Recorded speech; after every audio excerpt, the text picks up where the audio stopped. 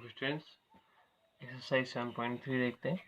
First question है triangle A B C and D B C, A B C and D B C. ठीक है,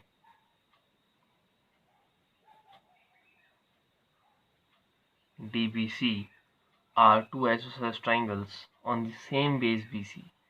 ABC and DBC are two isosceles triangles on same base BC. Okay, and vertices A and D are on the same side of BC.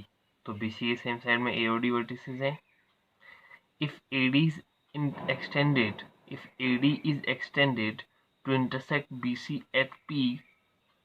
Okay, तो ये हमको question दे दिया कि ये पूरी बात बता दी फिगर में कि ए बी सी और D B C isosceles triangle हैं, A on the same base B C, A और डी वर्टिसेस हैं on the same side of B C, और अगर ए डी को एक्सटेंड किया जाए तो बी सी को इंटरसेक्ट करता है पी पे।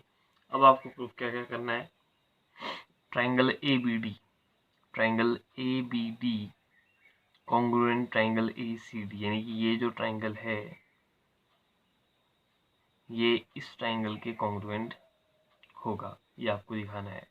ठीक है, ऐसे ही ए बी पी ये पूरा ए सी पी के कॉन्ग्रुएंट होगा, ये भी आपको दिखाना है। और आपको बताना है ए P bisects angle A P, ये जो लाइन है ये एंगल ए को बाइसेक्ट करती है, यानी कि ये दोनों एंगल आपस में इक्वल होंगे, ये आपको दिखाना है। ए पी बाइसेक्ट्स एंगल ए का मतलब क्या है, ये दोनों आपस में क्या होंगे, इक्वल होंगे। एंगल ए को बाइसेक्ट करने का मतलब है कि दो आपस में एंगल इक्वल एंगल बन रहे हैं। As well as angle D, ये दोनों एंगल भी आपस में इक्वल है, ये भी आपको दिखाना है। Then A P is the perpendicular bisector, A P is the perpendicular bisector of B C, means A P जो है परपेंडिकुलर भी है यहाँ पर और बी सी को बाइसेक्ट भी करता है, ये भी आपको दिखाना है। ठीक है, तो यहाँ पर को काफ़ी चीज़ें प्रूव करनी है आपको, लेकिन काम थोड़ा इजी ही होगा। ठीक है, फर्स्ट पार्ट की बात करें, ठीक है, गिवन और टू प्रूव यहाँ पर को आप देख लेंगे। ठीक है, तो फर्स्ट पार्ट है, मैं देख लेता हूँ। In triangle A B D and triangle A C D में, ए बी डी और ए सी डी में मेरे को क्या क्या दिया है। सबसे पहली चीज़ ए बी इक्वल टू ए सी, ये दिया हुआ है। क्यों दिया हुआ है, क्योंकि ट्राइंगल ए बी सी जो है एक आइसोसेलेस ट्राइंगल है, तो ए बी इक्वल टू क्या होगा, ए सी होगा। ऐसे ही B D equal to C D भी गिवन है। ठीक है, क्योंकि B D C is also isosceles triangle. A D equal to A D दोनों में आ रहा है, ये कॉमन है, तो कह सकते हैं triangle A B D congruent triangle A C D by S S S. ठीक है, ठीक है, तो ये दोनों ट्राइंगल कॉन्ग्रुएंट हो गए बाई एस एस एस। तो यहाँ से फ़ायदा क्या हुआ, फ़ायदा ये हुआ कि ये दोनों एंगल आपस में क्या हो जाएंगे, इक्वल हो जाएंगे by C P C T. Angle B A D is equal to angle D A C by C P C T. और इस बात का ये मतलब भी हुआ कि ये जो ए पी है, it means AP bisects by CPCT angle BAD is equal to angle CAD भी आपको मिलेगा, यानी ये दोनों एंगल आपस में इक्वल हो जाएंगे बाई CPCT। तो इसका मतलब क्या हुआ, AP bisects angle A।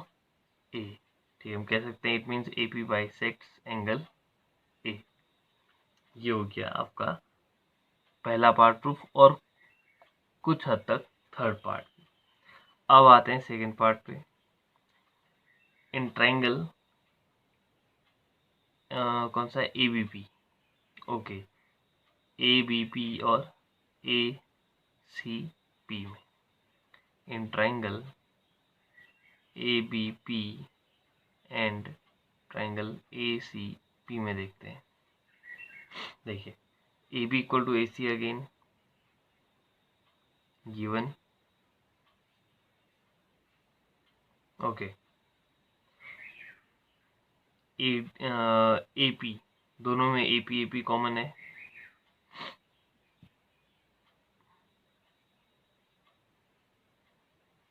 And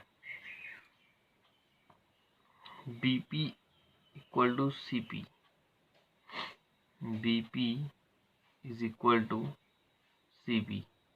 इसके बारे में हमको ये बात पता नहीं है, ठीक है, लेकिन ये बात पता नहीं है तो ऐसा ज़रूरी नहीं है। हाँ देखिए, एक काम करते हैं, ये इस साइड के इक्वल हो गया, ये कॉमन हो गया, और अभी अभी हमको ये पता चला कि ये दोनों एंगल आपस में इक्वल है, तो ये साइड और इस साइड के बीच का ये एंगल, इस साइड और इस साइड के बीच का ये एंगल, ठीक है।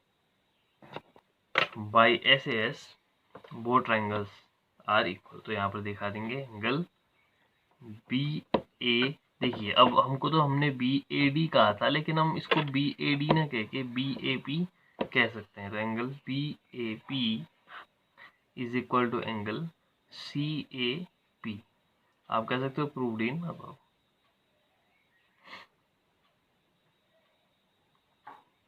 तो यहाँ से triangle A B P congruent triangle A C P by S A S, ठीक है।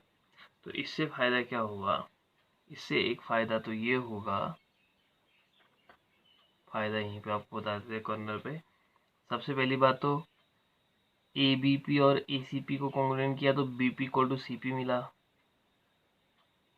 By C P C T, एक ये फायदा हुआ। A P is the perpendicular bisector of B C, यानी कि बाइसेक्टर ऑफ बी सी का तो पता चल गया, B P equal to C P. Perpendicular वाली वो जो बात है उसके लिए एक चीज़ और भी होगी कि सी पी सी टी से ये एंगल भी तो आपस में इक्वल हो रहे होंगे, यानी कि angle B P A is equal to angle C P A, ये भी तो सी पी सी टी से हो रहा होगा। अब ये जब हुआ तो हम देख पा रहे हैं यहाँ पर कोई एक लीनियर पेयर मिल रहा है, ठीक है, लीनियर पेयर बन रहा है, तो इसका मतलब है इन दोनों का सम क्या होगा, 180 होगा। इन दोनों का सम अगर 180 होगा और ये दोनों एंगल आपस में इक्वल भी हैं, तो इसका मतलब क्या होगा, 90 होंगे। ये तो सिंपल सी बात है कि अगर इन दोनों का सम 180 है लीनियर पेयर की हेल्प से, और ये दोनों एंगल आपस में इक्वल भी हैं बाई सीपीसीटी से, तो दोनों एंगल क्या होंगे, 90 होंगे। तो ऐसे देख लीजिए इसको, angle B P A plus angle C P A equal to 180 linear pair, और B P A equal to तो सी पी ए है, यानी कि अगर सेम ही बात रख दें, सॉरी बी पी ए ही कहते हैं इसको भी, तो बन जाएगा 2 angle B P A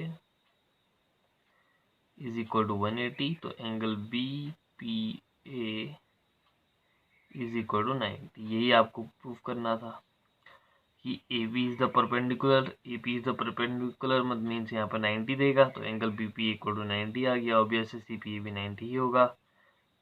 and bisector of B C, B P equal to C P हम पहले बता चुके हैं, ठीक है। तो इस आंसर को और इस आंसर को आप इंक्लूड करके ये कह सकते हैं कि A P is the perpendicular bisector of B C. अब एक बात रह गई, A P bisects angle A तो हो चुका था, ठीक है, as well as angle D, यानी कि ये वाली बात करनी थी। इस मीन्स आपको इन दोनों एंगल्स को इक्वल दिखाना है। इन दोनों एंगल्स को इक्वल दिखाने के लिए आप क्या करेंगे,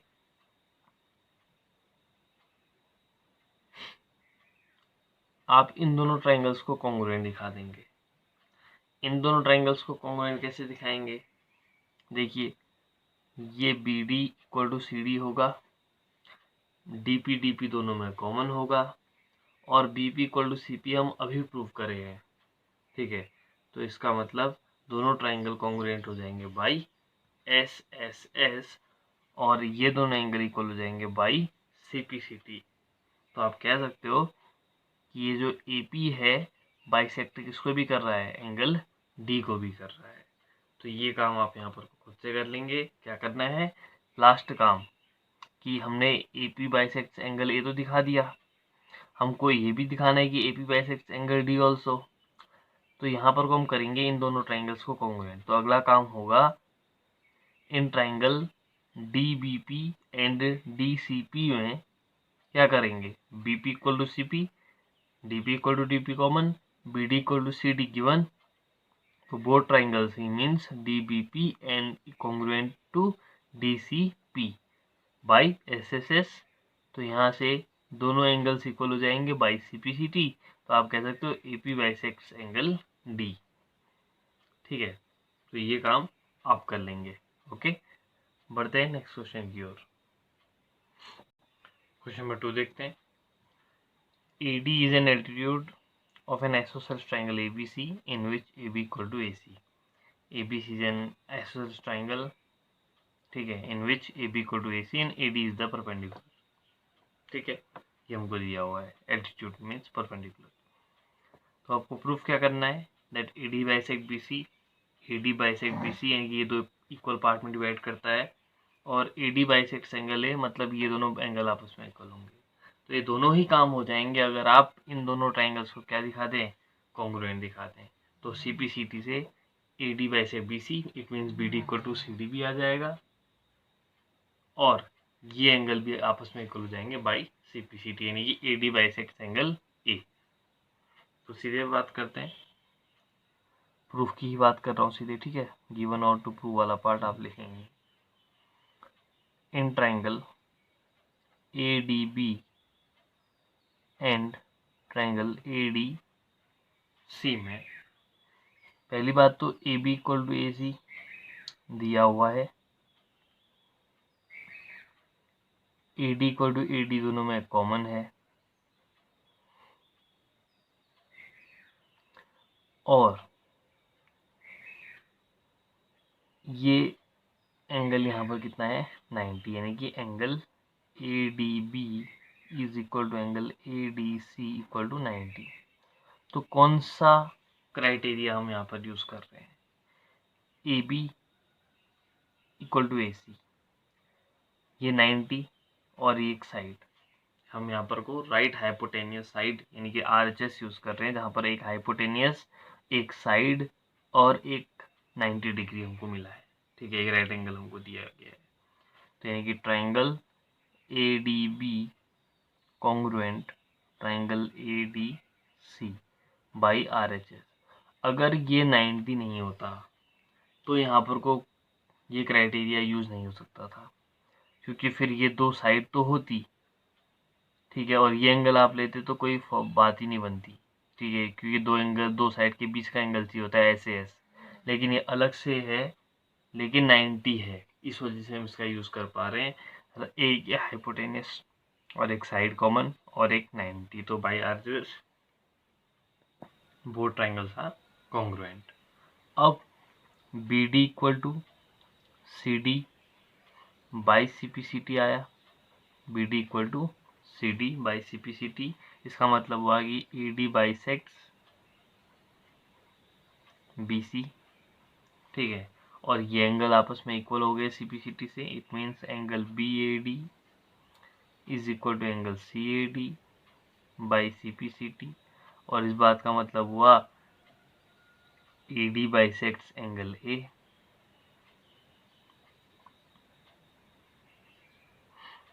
ठीक है, इसको सही से लिख लेना, BISECTS, ठीक है, इसको दोबारा लिख लेना।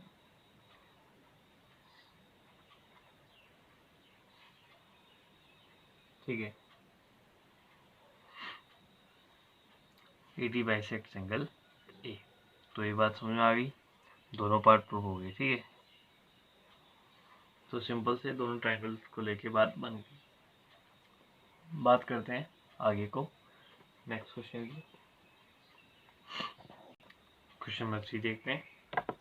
The two sides AB and BC, AB and BC and median AM, ठीक है, AB, BC and AM of one triangle are respectively equal to sides PQ, QR and median PN of triangle PQR। ठीक है, कोई दो triangle हैं जिसमें AB PQ के equal है, AM PN के इक्वल है, BC QR के इक्वल है। ठीक है, और आपको शो करना है ABM कॉन्ग्रुएंट PQN, पहली बात, और दूसरी बात triangle ABC congruent triangle PQR। ठीक है, तो यहाँ पर वो गिवन पार्ट लिख लेते हैं, तो थोड़ा सा इसकी जरूरत पड़ेगी। In triangle ABC and triangle PQR, इसमें दिया हुआ है कि AB इक्वल टू PQ है, AM इक्वल टू PN है और BC इक्वल टू QR। ठीक है, टू प्रूव वाली बात यहाँ पर लिखी हुई है, तो मैं सीधे अब आता हूँ प्रूफ पे। अब सबसे पहले ये देखें कि हमको सबसे पहले क्या प्रूफ करना है, triangle ABM congruent triangle PQN। ये हम प्रूफ कर सकते थे, लेकिन प्रॉब्लम क्या थी कि AB PQ के इक्वल है, AM PN के इक्वल है, पूरा BC QR के इक्वल है, हमको BM QN के इक्वल नहीं दिया है, अदरवाइज हम दोनों ट्राइंगल को बाई SSS कह सकते थे। तो ये बात लाने के लिए हम एक काम करते हैं, लिखते हैं BC इक्वल टू QR, ये हमको दिया हुआ है।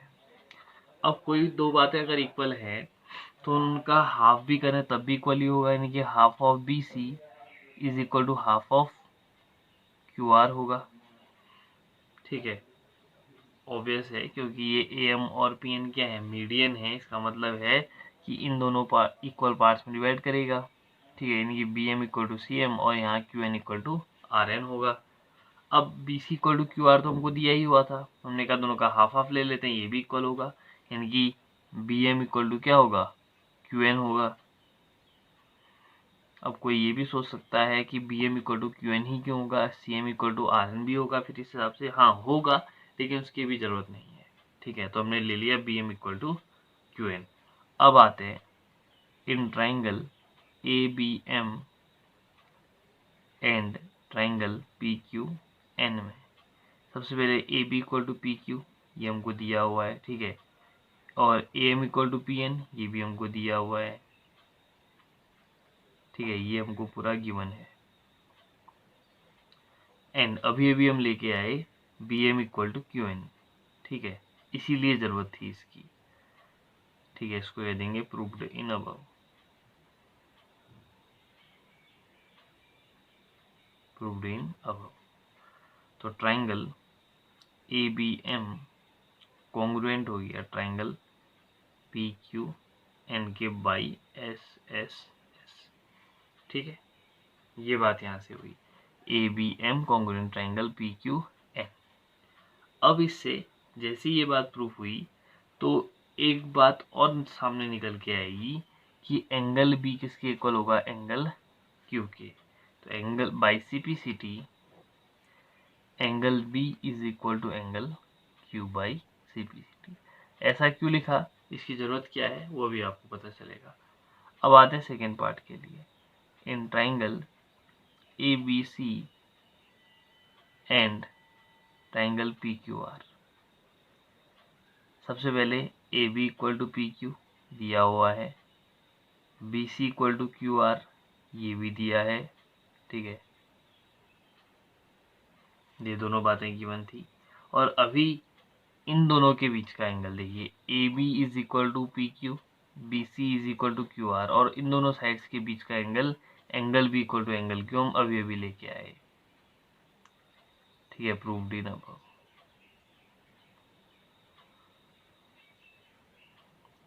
इसीलिए हम इसको पहले लिखा हुआ था। ठीक है, तो यहाँ से triangle ABC congruent triangle PQR by SAS।